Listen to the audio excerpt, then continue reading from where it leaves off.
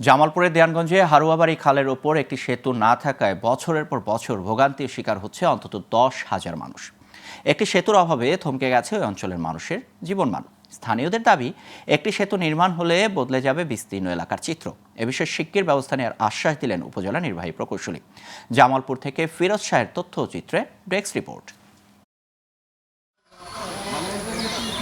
যুগের পর যুগ পার হলেও জামালপুরের দেওয়ানগঞ্জ উপজেলার ডাংধরা ইউনিয়নের হারুয়াবাড়ি পান্তামারি খালের উপর নির্মাণ করা হয়নি একটি সেতু। ফলে ডাংধরা ইউনিয়নের হারুয়াবাড়ি ও পান্তামারি গ্রাম দুটিকে বিভক্ত করে রেখেছে খালটি। জিঞ্জিরাম নদীর কাছাকাছি হওয়ায় বছরে প্রায় 6 থেকে 7 মাস পানি থাকে এই খালে। প্রতি বছর বন্যার পানির তোরে নড়বড়ে হয়ে পড়ে শাকটিও। খালের ওপর একটি সেতু এখন এই অঞ্চলের মানুষের প্রাণের দাবি। এই কাঠের ব্রিজ 1 বছর 2 বছর যাই না, ভেঙে যায়।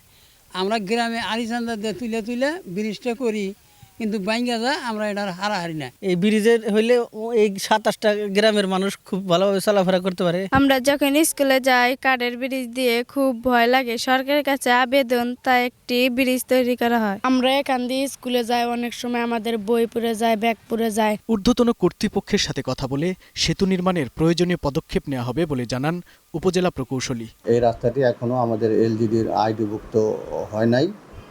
ভবিষ্যৎ যখন আমাদের সদর দপ্তর থেকে নতুন আইডি ভুক্তির কার্যক্রম শুরু হবে, তখন আমরা এই রাস্তাটি আইডিভুক্ত করে দেব। এবং এই রাস্তার মাঝে এই খালে একটি কাঠের সাঁকো রয়ে গেছে, যেটির দৈর্ঘ্য প্রায় 70 মিটার। রাস্তার আইডি করার পর আমরা এখানে ব্রিজের প্রস্তাবনা দিয়ে ব্রিজ করার জন্য আমরা সব ব্যবস্থা নেব।